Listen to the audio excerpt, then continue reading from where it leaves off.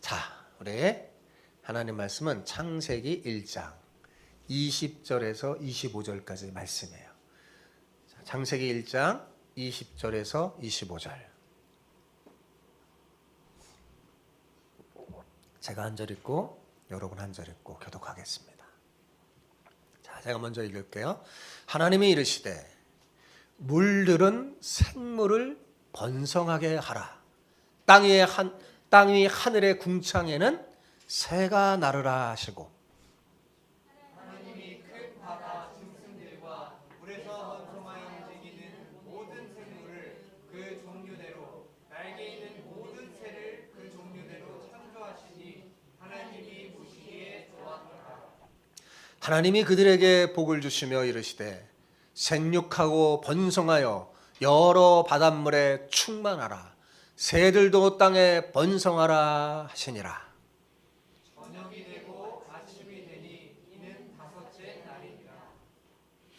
하나님이 이르시되 땅은 생물을 그 종류대로 내되 가축과 기는 것과 땅의 짐승을 종류대로 내라 하시니 그대로 되니라. 하나님이 땅의 짐승을 그 종류대로 가축을 그 종류대로 땅에 기는 모든 것을 그 종류대로 만드시니 하나님이 보시기에 좋았더라. 아멘.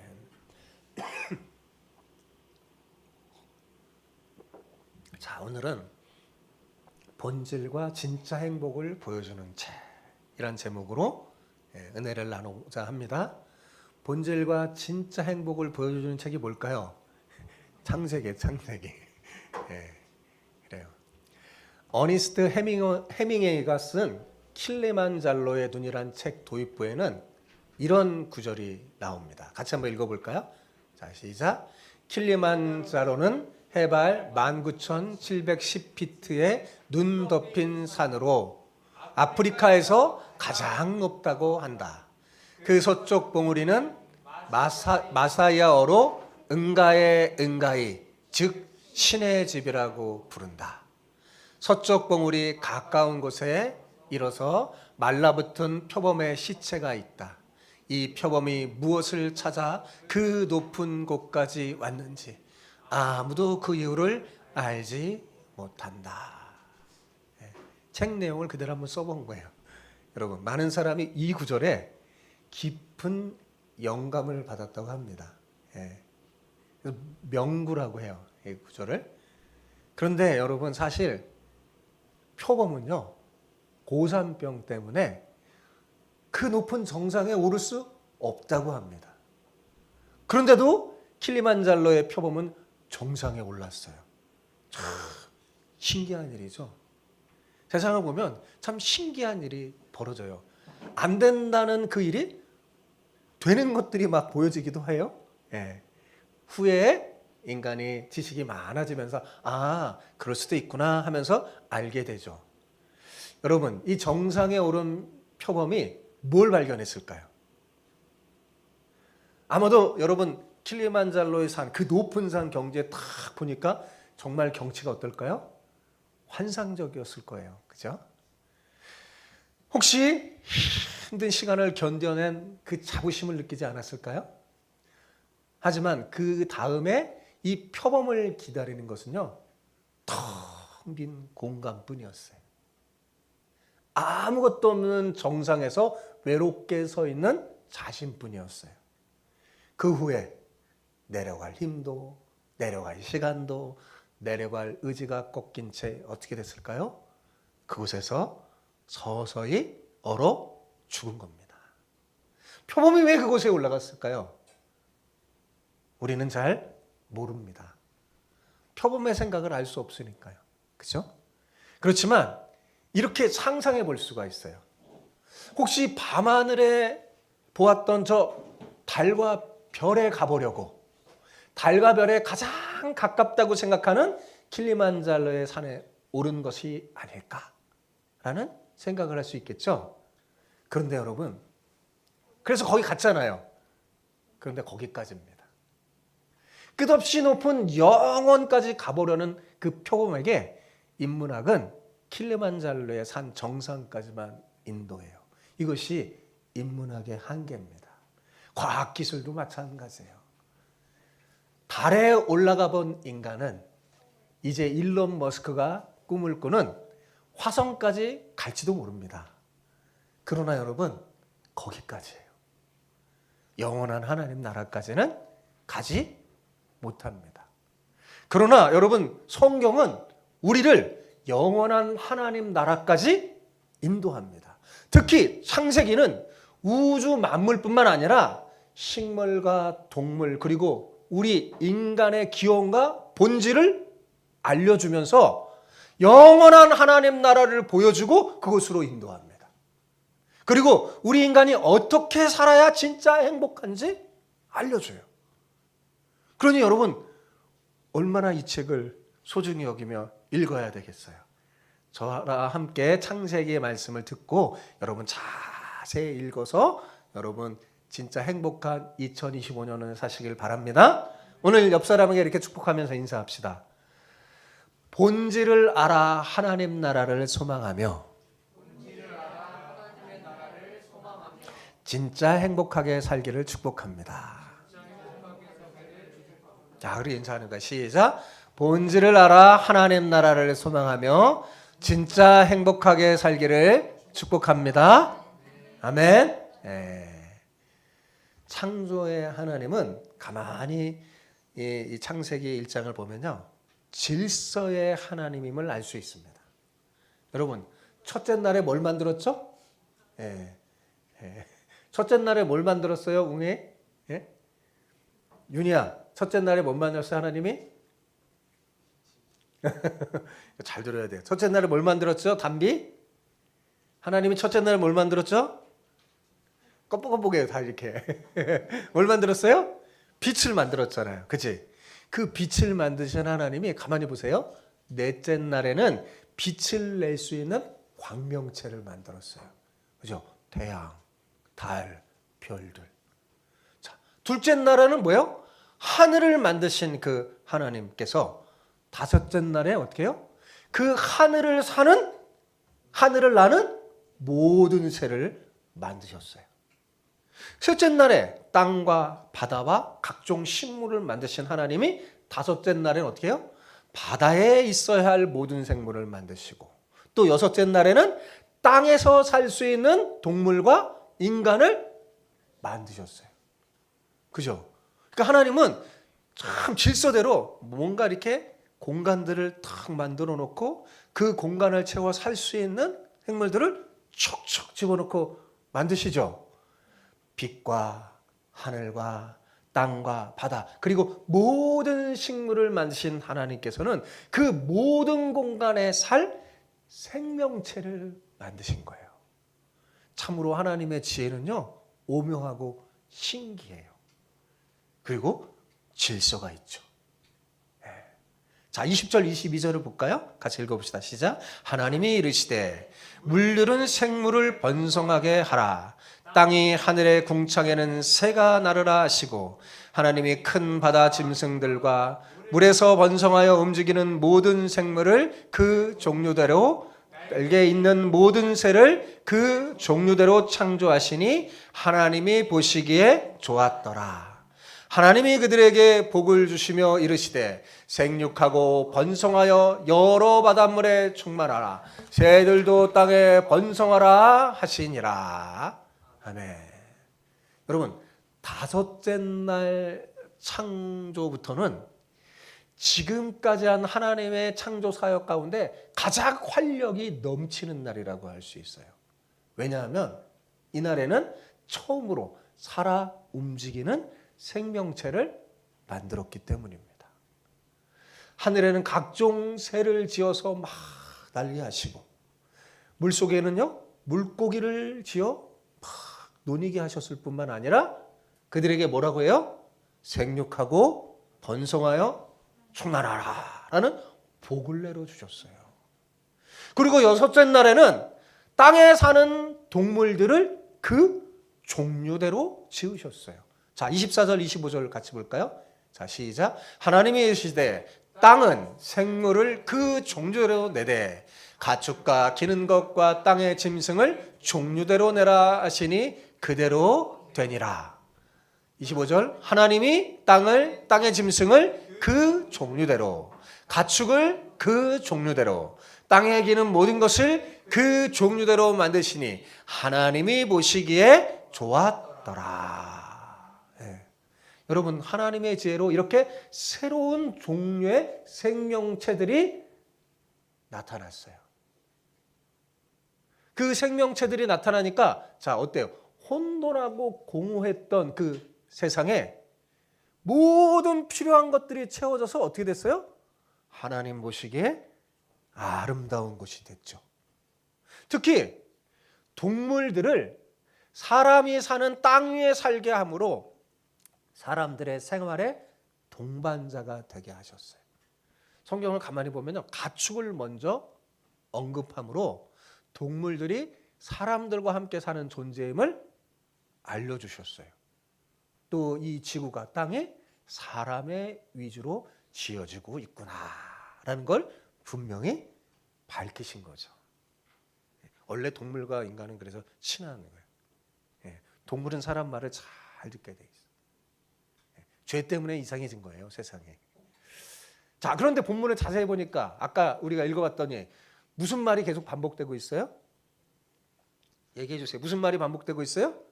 그 종류대로 계속 그죠? 종류대로라는 말이 반복되고 있어요. 자, 채소를 그 종류대로, 나무를 그 종류대로 만드신 하나님께서 물고기를 그 종류대로, 새를 어떻게 해요? 그 종류대로, 동물을 그 종류대로 완성품으로 만들어 주셨어요. 여러분 흔히 이런 말을 하잖아요. 닭이 먼저냐 달걀이 먼저냐. 세상 사람들은 막 문제보면요 대답을 못해요. 닭이 먼저라고 하면 아니 그 닭을 달걀에서 닭이 나온 거잖아. 그럼 닭에서 달걀이 나오고 막 그러죠. 모르니까요. 모른다고 그랬잖아요 세상은. 근데 창세기를 아는 사람은 답을 알아요. 뭐가 먼저일까요? 닭이요. 그래요. 닭이 먼저예요. 네, 닭을 먼저 완성품으로 만들어 주셨어요. 네, 섞거나 진화시키지 않았어요. 하나님은 종을 바꾸지 않으셨습니다. 하등 동물에서 고등 동물로 만드신 것이 아닙니다. 하등 동물은 처음부터 하등 동물로, 고등 동물은 처음부터 고등 동물로 만드신 거예요. 진화하고 발전한 게 아닙니다. 원숭이가 진화하여 사람이 된 게 아닙니다. 원숭이는 처음부터 원숭이였고 사람은 처음부터 사람이었어요. 이제는 진화론자도 이걸 인정해요. 원숭이에서 사람이 될 수가 없다는 걸, 종이 종으로 바뀔 수 없다는 걸 이제 알았어요. 종 안에서 진화한다고 그러죠. 이제 종 안에서. 여러분 기른이 높은 곳에 먹이를 먹이라고 자꾸 목을 내밀어줘서 목을 길어진 것이 절대로 아닙니다. 처음부터 우리가 보는 그 긴 길이는 목이 길게 창조된 거예요. 하나님은 지금 우리가 볼 수 있는 모습 그대로 하늘의 새와 바다의 고기와 땅의 동물들을 다 그 종류대로, 그 종대로 만드셨어요. 우리는 이 하나님의 위대한 창조의 모습을 고린도전서 15장 38절에서 42절에 다시 볼 수 있는데 본질을 알려줘요. 여기서요. 본질. 자, 뭘 알려준다고요? 본질. 자, 읽어봅시다. 시작. 하나님이 그 뜻대로 그에게 형체를 주시되 각 종자에게 그 형체를 주시니. 여기가 각 종자는 하나님이 지금 각 종류대로 만드신 동물들, 새들, 고기에게 뭘 줬다고요? 형체를 줬어요. 계속 읽어봅시다. 시작. 육체는 다 같은 육체가 아니니 하나는 사람의 육체요, 하나는 짐승의 육체요, 하나는 새의 육체요, 하나는 물고기의 육체라. 하늘에 속한 형체도 있고 뭐요? 하늘에 속한 형체도 있다고 그랬어요. 그 다음에 시작. 땅에 속한 형체도 있고 있으나 하늘에 속한 것의 영광이 따로 있고 땅에 속한 것의 영광이 따로 있으니 해의 영광이 다르고 달의 영광이 다르며 별의 영광도 다른데 별과 별의 영광이 다르도다. 참으로 놀라운 말씀이에요. 본질을 알려줬죠. 하나님께서는 각 종자에게 거기에 맞는 뭘 줬어요? 육체를 줬어요. 형체를 줬어요. 모두 다 육체를 가지고 있지만 뭐예요? 다 같은 것은 아니라고 얘기해주고 있죠. 사람의 육체가 다르고 짐승의 육체가 달라요. 그죠? 새와 물고기의 육체가 각각 다르죠. 물고기 육체하고 고양이 육체 다르잖아요. 그죠? 겉으로 보면 고기 덩어리 같이 보이지만 절대로 같지 않죠. 땅에 있는 모든 육체는 그 영광이 다르다고 했어요. 여러분, 우리는 동물과 같은 육체의 속성을 가지고 있어요. 그죠? 근데 동물이 아닙니다. 엄밀한 의미에서 본질이 달라요. 본질이 달라요. 동물은 땅의 형체예요. 우리는 땅의 형체가 아니에요. 우리는 뭐예요? 하늘에 속해요. 하늘의 형체라니까요. 그러니까 우리의 본질은 어디에 있어요? 하늘에 있습니다. 그러니까 다른 거예요, 여러분. 예, 동물을 사랑하고 아껴주는 거 좋습니다. 근데 다르다는 걸 알아야 돼요. 아셨죠? 우리는 비록 땅에 살지만 하늘의 형체를 가진 존재로 이 땅을 사는 거예요. 예. 그래서 가끔 하늘을 쳐다보세요. 아, 나의 본질이 하늘이구나 라고 잊지 마시기 바랍니다. 그러므로 우리는 어떻게 살아야 될까요? 하늘의 영광을 가진 자답게, 하나님이 만드신 인간답게 그렇게 살아야 됩니다. 아셨죠? 예. 아마도 여러분 어린 시절에 한 번쯤은 보물찾기 놀이를 해본 적이 있었을 겁니다. 우리 친구들도 보물찾기 놀이 한번 해봤죠? 보물찾기. 그죠? 꼭 아는 것처럼 이렇게 보래. 꼭 해봤을 텐데. 교회에서도 했었는데. 그런데 사실 여러분, 우리가 찾는 것 그 자체는 보물이에요? 아니에요? 종이잖아요. 그죠? 보물 자체가 아니라 종이에 뭐예요? 무슨 보물이라고 적혀 있는 게 전부예요. 그죠? 하지만 그 종이 쪽지를 탁 찾았을 때 어때요? 와, 보물 발견했다 막 기뻐하잖아요. 막 소리치고 막. 예? 왜 그럴까요? 그 쪽지에 적힌 보물을 보상받기 때문이죠. 그죠? 근데 만약 동물이 여러분 강아지가 막 여러분과 같이 보물찾기를 했어요. 먼저 종이 쪽지를 탁 찾았으면 강아지가 기뻐서 그러면 그랬을까요? 예? 그랬을까요? 아닐 겁니다. 그죠? 아마도 동물은 그 종이 쪽지를 씹어 먹었을지도 모릅니다. 예. 왜요? 그 종이 쪽지의 가치를 모르기 때문이죠. 그런데 여러분, 이렇게 가치를 알고 모르고의 차이는 어디서 오는 걸까요? 여러분, 존재의 본질적인 차이에서 오는 겁니다. 인간은 하나님의 형상대로 창조된 영혼을 가진 고귀한 존재로 삶의 강한 목적과 의미와 의식, 깊은 의식을 갈망하고 있어요. 인간은. 근데 동물이 그래요, 안 그래요? 동물은 그런 게 없어요. 그런 갈망이 없어요. 동물은 어떻게 살까요? 그저 본능에 충실하게 살 뿐입니다. 오직 인간만이 영혼 깊은 곳에서 우리의 삶이 단지 육체적인 생존 이상의 그 무엇이 있음을 압니다. 그래서 인간은 뭐 옷이 있고 집이 주어지고 먹을 게 풍족하다고 만족하지 않아요. 그게 세워졌어요. 아, 잘 먹고 다 채워졌어요. 그래도 인간은 뭔가 허전해. 왜요? 단지 우리의 육체적인 생존 이상의 그 무엇이 있다는 것을 알기 때문에 그렇습니다. 그렇다면 인간은 왜 삶의 의미를 부여하고 목적을 가지고 살아가려고 막 하는 걸까요? 그것은요, 하나님의 형상대로 창조되었기 때문이며 하나님이 우리에게 주신 원래 사명이 있었기 때문입니다. 창세기에는 이거 알려주죠. 인간이 하나님의 형상대로 창조됐고 하나님이 창조된 그 인간에게 사명을 부여하죠. 어떻게 해요?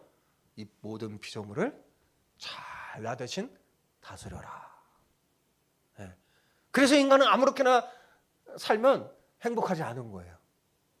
하나님이 알려준 그 목적대로, 예, 그 삶의 의미가 주어졌을 때 인간은 행복한 거예요. 여러분, 코뿔소는요, 누가 더 그 뿔이 큰지 인간처럼 대회를 열지 않아요. 여러분, 코뿔소가 막 올림픽 대회 여는 거 봤어요? 없죠. 사슴도 누가 더 점프를 잘하는지 점프 경연대회 하면서 금메달, 은메달, 동메달 이렇게 줄까요? 그런 거 안 해요. 무슨 차이일까요, 도대체? 예? 그것은 바로 하나님의 형상대로 창조된 영혼을 가졌는지 그렇지 않는가의 차이예요. 영혼을 가진 인간은요, 하나님을 닮은 점들이 참 많아요. 그 대표적인 것은요, 지난번에도 말했지만 뭔가를 만드는 능력이 탁월합니다. 물론 인간은 하나님처럼 무에서 유를 창조하는 능력은 없어요. 그렇지만 재료만 있다면 무언가를 만들어내는 아주 비상한 재주가 있습니다. 이런 인간의 비상한 재주는 인공지능을 통해 더욱 놀라운 것을 만들어내기에 이르렀죠. 인간은 자꾸 뭔가를 막 계속 만들어내요. 예. 누굴 닮은 걸까요? 하나님을 닮아서 그래요. 또한 인간은 동물에게 없는 도덕성이 있습니다. 뭐가 있다고요? 도덕성. 햄스터는 새끼를 낳을 때 스트레스를 받거나 그 새끼에게서 이상한 냄새가 나면 어떻게 되는 줄 아세요? 잡아먹어버립니다. 자기 새끼를. 네. 도덕성이 없고 본능으로 행동하기 때문입니다. 토끼도요, 누군가 자기 새끼를 이렇게 만지고 하잖아요. 잡아먹어버려요, 자기 새끼를. 왜요? 도덕성이 없다니까요. 그냥 본능적으로 그러는 거예요. 그러나 우리 인간은 본능 이상으로 행동할 수 있는 높은 지능과 도덕성이 있습니다.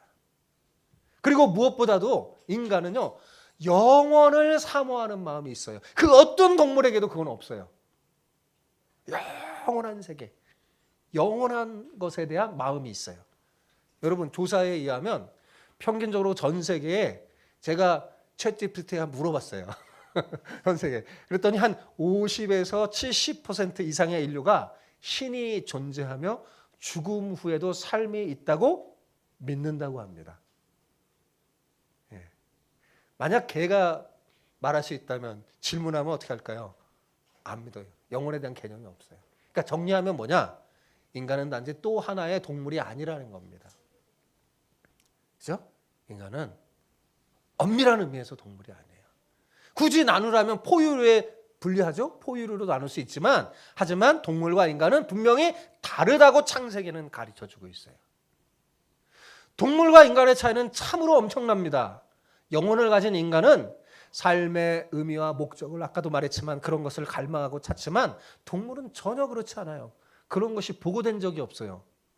삶의 의미와 목적은 이 세상을 보는 눈으로 찾을 수 있는 게 아니기 때문에 그렇습니다. 여러분, 동물이 성경을 본다고 쳐요. 창세기를 보면, 예? 그저 어떻게 보일까요? 종이 쪼가리에 글자가 가득 채워진 하찮은 것에 불과합니다. 그래서 개한테 주잖아요. 이렇게 보다가 물어 뜯어버려갖고 팍 뱉어버려요. 하찮은 거예요. 먹을 거, 자기 먹는 먹이만도 못해요, 성경이. 그죠? 그러나 인간인 우리가 보면 그 종이에 쓰인 글자를 통해 진짜 보물을 발견할 수 있어요. 여러분, 성경책이 그 속에 진짜 보물이 있어요. 보물찾기, 성경을 보세요. 거기에 있습니다. 적혀 있어요. 성경을 통해 인생의 본질과 하나님 나라라는 보물을 발견한다면 여러분은 동물이 아니라 하나님의 형상대로 창조된 인간임이 분명합니다. 그러므로 사랑하는 성도 여러분, 절대로 짐승처럼 살아서는 안 됩니다. 예? 사람은 어떻게 살아야 돼요? 사람답게 살아야 됩니다. 하늘의 영광을 가진 하나님의 자녀답게 살아야 돼요. 우리의 이 육체가, 우리의 이 형체가 본래 뭐라고요? 하늘에 속한 형체라니까요. 근데 얼마나 많은 사람이 짐승처럼 삽니까? 그죠? 여러분, 우리가 어떤 사람을 볼 때 사람답게 살지 못하는 사람, 그 사람을 두고 뭐라고 부릅니까? 아유, 이 짐승 같은 놈아 그러잖아요. 그죠? 왜 그래요? 사람답지 않다는 거예요. 예. 여러분, 이런 소리를 절대로 듣지 마시기 바랍니다. 예. 여러분, 우리가 말하는 개띠나 뭐 호랑이띠나 하는 거, 지금 뭐 뱀띠라고 하는데 이거는 잘못된 조상의 유전입니다. 여러분, 윤회설이 왜 가짜인 줄 아세요? 윤회설은요, 사람이 이 생에서 잘못 살면요, 죽었다가 다시 뭐예요? 짐승으로 태어난대요. 그러니까 그게 가짜죠. 여러분, 사람은 짐승이 되었다가 또 사람이 될 수 있을까요? 없을까요? 없다고 창세기 가르쳐줘요. 다르다니까요. 영광이 달라요. 속한 본질이 달라요. 짐승은 뭐예요? 땅에 속해 있어요. 우리 인간은 뭐예요? 하늘에 속해 있다니까요. 들어갔다 나왔다 뭐 이런 거 아니란 말이에요. 인간은 동물이 아닙니다. 원숭이는 원숭이고 사람은 사람입니다. 바뀌지 않아요. 인간만이 하나님과 교제하는 축복된 존재로 만들어졌어요. 하나님께서는 우리에게 동물과 식물과 해와 달과 별들과 우주의 모든 걸 다스리고 통치하라고 했어요. 우리에게 다 맡겼어요. 인간은 이렇게 존귀한 존재입니다. 이것이 창조가 우리에게 가르쳐주는 진리예요. 창세기가 이걸 가르쳐주는 거예요. 제대로 본질을 알고 사시기 바랍니다. 그러면 어떻게 돼요? 진짜 행복해져요. 그리고 인간은 이렇게 살 때 진짜 행복한 거예요. 그런데 여러분, 창세기 1장에 보면 아주 독특한 표현이 반복되어 나오는 걸 볼 수 있어요. 그게 뭔지 아세요? 저녁이 되고 아침이 되니 이는 넷째 날이라. 계속 그러죠. 저녁이 되고 아침이 되니 라는 표현이에요. 오늘 우리가 읽은 본문에도 나왔어요, 안 나왔어요? 나왔어요. 근데 여러분 한번 생각해 보세요. 아침이 먼저 언급되고 저녁이 나중에 언급되는 게 상식적이지 않나요? 그렇잖아요. 우리는 하루의 시작을 어떻게 해요? 아침에 딱 일어나서 쭉 해서 저녁이 다 된 다음에 하루 일과를 마치잖아요. 그죠? 이게 자연스러운 거예요. 그런데 창세기는 저녁이 먼저 나오고 아침이 나중에 나옵니다. 이스라엘 사람들은 이 창세기의 말씀에 따라 지금도 저녁을 하루의 시작으로 시작해요. 해가 지면 저녁이 되면 그게 하루 시작이에요. 그리고 아침을 하루의 끝으로 봅니다. 그래서 그들이 지키는 안식일은 언제냐면 금요일 저녁부터 그 다음날 토요일 아침까지가 안식일이에요. 토요일이 안식일이 아니라, 아셨죠? 그게 안식일이에요. 자, 그럼 왜 이랬을까? 여러분, 하나님이 빛을 창조하기 전에 이 세상은 어땠어요? 온통 어두움뿐이었습니다. 세상에는 어둠이 먼저 있었어요? 빛이 먼저 있었어요?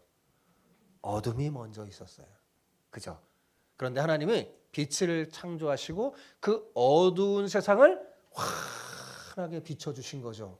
그리고 빛을 창조하신 그 하나님이 어둠을 저녁이라 칭하고, 그죠? 그 다음에 빛을 뭐라고 칭했어요? 낮이라 칭하셨어요. 이에 이스라엘 사람들은 먼저 있었던 어둠인 저녁을 하루의 시작으로 보고 하나님이 만드신 빛이 어두운 곳에 비춰서 밝게 비춰지는 그 아침을 하루의 끝으로 본 것입니다. 지금도 이스라엘 사람들의 사고방식은 그대로 유지되고 있어요. 그래서 전 세계 사람들의 시간 개념과 이스라엘 사람들은 반대예요. 그런데 이 창세기 1장에 저녁이 되고 아침이 되니라는 말씀은 유대인들에게 너무나 위로가 되었던 말씀이에요. 그들은 어려움이 크면 클수록, 고난이 거대해지면 거대해질수록 서로 이렇게 말했다고 합니다. 저녁이 되고 아침이 되네. 그러면서 마음속으로 서로를 향하여 이렇게 외치는 거예요. 지금 우리의 현실은 어두운 저녁이지만 곧 반드시 아침이 올 것입니다. 지금까지 여러분 인생을 살면서 자, 저녁이 딱 됐어요. 아침이 왔어요? 안 왔어요? 대답 왔어요? 안 왔어요? 왔잖아요. 반드시 온다는 거예요. 하나님께서 어둠 속에 있는 우리에게 빛을 환하게 비춰줄 것이다 라고 속으로 말하면서 저녁이 되고 아침이 되니 라고 말했대요. 여러분, AD 70년 티투스 장군에 의해서 이스라엘은 완전히 무너집니다.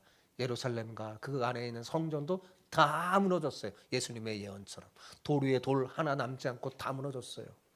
그래서 이스라엘 사람들은 그때부터 무려 2000년 동안 세계 여러 나라를 방황하며 살았어요. 그야말로 어둠뿐인 저녁을 살았죠. 그들은 독일 나치의 굉장한 핍박과 고통 속에 있는 그 밤을 살면서도 아침이 올 것이라고 굳게 믿었어요. 저녁이 되고 아침이 되니 아침이 온다라는 소망을 가졌어요. 심지어 그들은 죽으러 가스실에 들어가면서도 저녁이 되고 아침이 되니라는 창세기 1장 말씀을 되새기며 마음을 붙잡고 살았다고 합니다. 하늘의 소망을 품었어요. 그 결과 그들은 실제로 아침을 맞이했죠.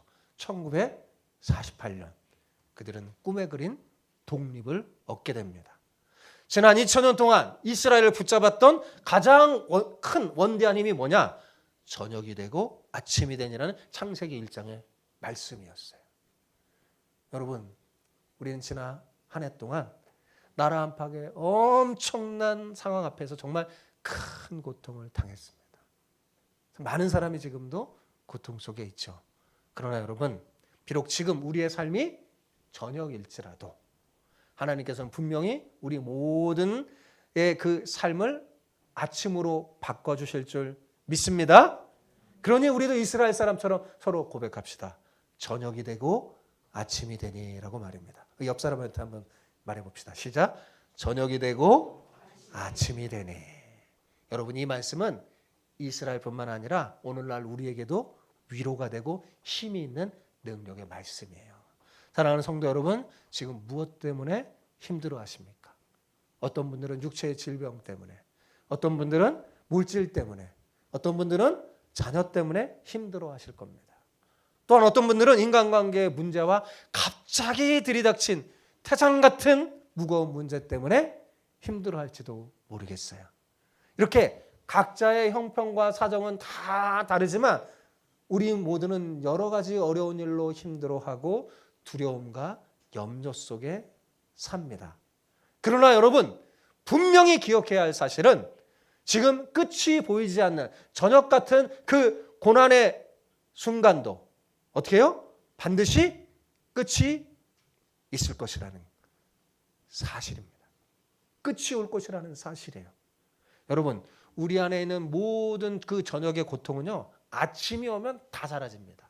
아무리 어두운 저녁도 뭐야? 다 해가 비치고 아침이 오면 어때요? 다 물어나죠? 다 사라지는 거예요. 그러니 저녁이 비록 있지만 아침을 주시는 그 하나님을 전적으로 신뢰하면서 하루하루를 어떻게 해요? 짐승처럼 살지 마시고 동물처럼 살지 마시고 그저 뭘 먹을까 입을까 마실까 동물 수준에 살지 마시고 어떻게 해요? 하늘에 속한 사람의 수준으로 하늘의 영광을 가진 자답게 멋지게 사시기를 축복합니다. 아멘.